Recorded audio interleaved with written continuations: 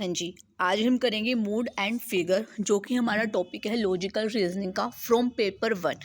Mood and figure is very important topic, बहुत ज़्यादा important topic है। जैसे स्क्वायर ऑफ अपोजिशन आपका इंपॉर्टेंट टॉपिक है, वैसे ही मूड एंड फिगर आपका इंपॉर्टेंट टॉपिक है, जिसके 99% चांस रहते हैं आपके पेपर में आने के। बहुत ही ईजी वे में हम इसको समझेंगे सो दैट हम इसको पेपर में ईजिली सोल्व कर सकें। ठीक है, जो आपका अभी एग्ज़ाम हुआ था 7 जनवरी को कॉमर्स का, उसमें पेपर 1 में मूड एंड फिगर से क्वेश्चन आया था। बहुत ही इजी क्वेश्चन था, बस आपको कंसेप्ट पता होना चाहिए मूड एंड फिगर का कि क्या होता है। ठीक है जी, तो सबसे पहले इसकी कंडीशंस क्या होती है मैं आपको वो समझा देती हूँ। देखो, जैसा कि आपको याद होगा हम मूड कैसे निकालते हैं। सबसे पहले मैं आपको सिखाऊंगी मूड निकालना। देखो, जैसे आपको याद होगा हमने स्क्वायर ऑफ अपोजिशन में जेड बनाया था और जेड पे मैंने डिनोट करा था AEI। आपने जो स्क्वायर ऑफ अपोजिशन के रूल्स नहीं याद रखने, सिर्फ नेमिंग वाला पोर्शन अभी इसके लिए हमारा यूज होएगा। ए किसको डिनोट करता था हमारे पास? ऑल को। ई से हम क्या डिनोट करते थे? नो। आई से क्या डिनोट होता था? सम। और ओ से क्या डिनोट होता था? सम नोट। सिर्फ आपने ये नेमिंग याद रखनी है, दैट्स इट। दोबारा से बता देती हूँ एक बार मैं आपको। हमने बनाया था जेड, जेड पे डिनोट करा था AEI O। ए किसको रिप्रेजेंट करता है? ऑल को। ई किसको रिप्रेजेंट करता है? नो को। आई किसको रिप्रेजेंट करता है? सम को। और ओ किसको रिप्रेजेंट करता है राजे? सम नोट को। ठीक है, फॉर एग्जाम्पल आपके पास ये क्वेश्चन आए पेपर में, ठीक है, तो आपको इसमें मूड निकालना है। और जो ये देयर फॉर वाला होता है ना, इसका मतलब होता है कंक्लूजन। ठीक है, तो आप इसका मूड कैसे निकालोगे? देखो, सबसे पहले ये ए से स्टार्ट है तो ए, ये वाला भी ए से स्टार्ट है तो ए, लास्ट वाला भी मेरे पास ए से स्टार्ट है, तो मेरा मूड क्या बन जाएगा? ए एंड ए। मान लो यहाँ पे ऑल की जगह नो होता तो मेरा मूड क्या बनता? ए। ऑल को किससे रिप्रेजेंट करता है? ए से। नो को किससे रिप्रेजेंट करती हैं? ई से। ऑल को किससे रिप्रेजेंट करते हैं? ए से। सिंपल है, आया होगा आपको समझ। एक और ले लेते हैं, अगर यहाँ पे ऑल की जगह सम होता, ठीक है, तो मेरा मूड क्या बन जाता है? फर्स्ट के लिए ए, सम के लिए आई और ए के लिए फिर से, ऑल के लिए फिर से ए, तो बन जाता है AIA। ठीक है जी, तो आई होप आपको मूड निकालना आ गया हो। नेक्स्ट, जो मूड निकालने से पहले आपने एक इम्पॉर्टेंट कंडीशन देखनी, चेक करनी होती है, दैट इज़ कि सबसे पहले प्रीमाइसेस में क्या होना चाहिए? मेजर प्रीमाइसेस, फिर होना चाहिए माइनर प्रीमाइसेस, फिर आना चाहिए हमारे पास कंक्लूजन। अब आप कहोगे कि major premises, minor premises, conclusion कैसे क्या होता है, कैसे देखना है, तो वो भी मैं आपको भी बताती हूँ। ठीक है जी, देखो, जो ये चेक करते हैं हम with the help of conclusion से। जैसे कि कंक्लूजन में लिखा है ऑल डॉग्स आर हेयर। जैसे कि आपने इंग्लिश में पढ़ा होगा कि जो ये ऑल डॉग है, इसको क्या बोलते थे हम? सब्जेक्ट। और इसको क्या बोलते थे? ऑब्जेक्ट। जो वर्ड पहले आता है उसको बोलते हैं सब्जेक्ट, और जो बाद में आता था उसको क्या बोलते हैं? ऑब्जेक्ट। यही पढ़ा है आपने अभी तक इंग्लिश में। बट यहाँ पे जब हम बात करेंगे किसकी? लॉजिकल रीजनिंग की, तो जो हमारा सब्जेक्ट है वो तो हमारा किसका काम करता है? माइनर टर्म का। और जो मेरे पास हेयर है वो किसका काम करता है? यानी कि जो ऑब्जेक्ट है वो किसका काम करता है? मेजर टर्म का। तो सबसे पहले देखो, मेजर टर्म आने चाहिए। तो सबसे पहले मेजर टर्म वाला आया है, ऑल मैमल्स आर हेयर। सबसे पहले हेयर वाला सेंटेंस है, उसके बाद माइनर आना चाहिए। देखो, minor, all dogs are mammals, तो ये क्या है मेरा? करेक्ट। इसलिए मैं इसका क्या निकाल सकती हूँ? मूड इजली निकाल सकती हूँ। पर पेपर में मान लो वो आपको पहले माइनर टर्म दे दे, फिर मेजर टर्म दे दे, फिर कंक्लूजन दे दे, तो आपने क्या करना है? इसको रीअरेंज करना है। फॉर एग्जाम्पल ये सेंटेंस ऐसे होता कि पहले तो लिखा होता ऑल डॉग्स आर मैमल्स और उसके बाद होता ऑल डॉग्स आर हेयर।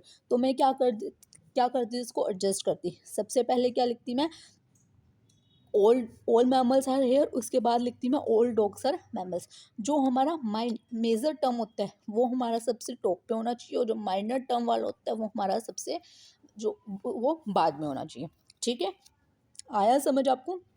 एक बार मैं रिपीट कर देती हूँ। देखो, जो हमारे इंग्लिश में जो सब्जेक्ट का काम करता था, लॉजिकल रीजनिंग में वो किस चीज़ का काम करेगा हमारे पास? माइनर टर्म का। जो हमारे पास ऑब्जेक्ट का काम करता था वो किसका काम करेगा हमारे पास? मेजर टर्म का। सबसे पहले मेरे पास मेजर टर्म वाला सेंटेंस आना चाहिए, यानी कि जिसमें हेयर हो, वो मेरे पास सबसे पहले लिखा होना चाहिए। पहले क्या लिखा है? ऑल मैमल्स आर हेयर, तो ये तो ऑलरेडी करेक्ट फॉर्म में मेरे पास दिया हुआ है, इसलिए मैंने इसका जो मूड है वो क्या निकाल लिया? इजली निकाल लिया। ठीक है जी। तो देखो हमने क्या पढ़ा था कि हमारा टॉपिक क्या है, मूड एंड फिगर। तो आपको मूड निकालना तो आ गया, साथ में आपको मूड की कंडीशन भी पता चल गई कि कैसे निकालते हैं। अब हम सीखेंगे फिगर निकालना। ये क्वेश्चन ऐसे ही आता है, आपको मूड एंड फिगर एक साथ फाइंड आउट करना रहता है। देखो सबसे पहले वेरी वेरी इंपॉर्टेंट, वो आपसे पूछ सकते हैं क्वेश्चन ना देख के, मान लो आपको वो सिंगल सेंटेंस में पूछ लें कि आप फिगर किसकी हेल्प से निकालते हो, तो फिगर हम डिटरमाइन करते हैं किसकी हेल्प से, मिडल टर्म की हेल्प से। जो भी पीडीएफ में आपके पास लिखा है वो बहुत ज़्यादा इंपॉर्टेंट है, कोई भी सेंटेंस कोई भी एग्जाम्पल छोड़ने वाला नहीं है। आई रिक्वेस्ट यू कि आप जो भी अपने नोट्स बना रहे हो अपने नोट में एक एक चीज़ लिखते चलें, सो दैट आपको पेपर तक में कोई प्रॉब्लम नहीं होगी, ये मेरी गारंटी आपको। ठीक है।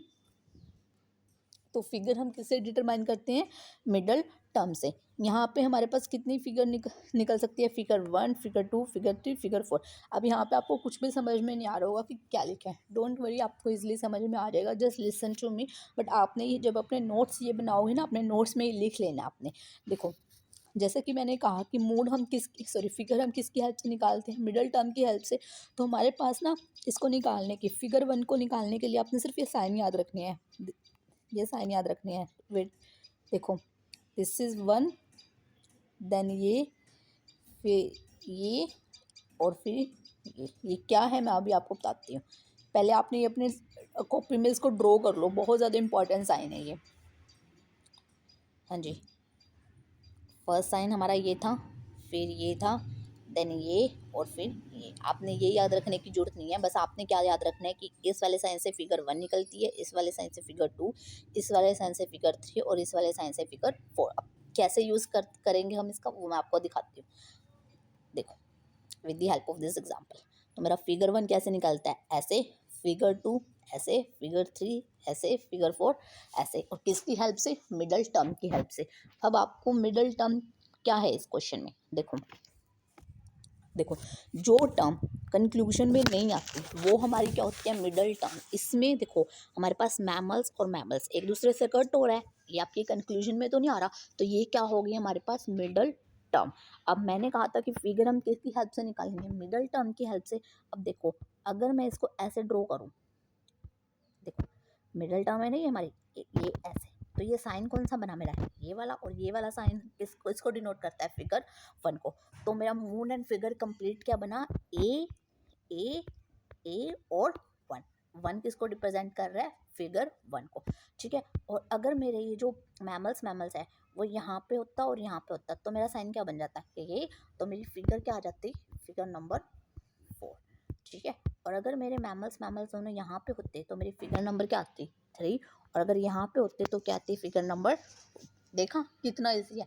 अब आपने कुछ नहीं करना, आपने जस्ट मूड एंड फिगर के क्वेश्चन सर्च करना है यूट्यूब पे, mood and figure question of UGC NET paper 1, और उसको 3-4 क्वेश्चनों को सोल्व करके देख लो, और आपके 101% वो क्वेश्चन सोल्व होंगे और आपका एक टॉपिक कंप्लीट हो जाएगा। ये टॉपिक आया हुआ है हमारे नेट में, अब की बार भी ये टॉपिक आया हुआ है। This is one of the most important topic, और बहुत ही ईजी वे में मैंने आपको समझा दिया है। ठीक है जी, और इसके नोट्स बना लेना। If you like this video, do like it, share it and subscribe to my channel. Thank you.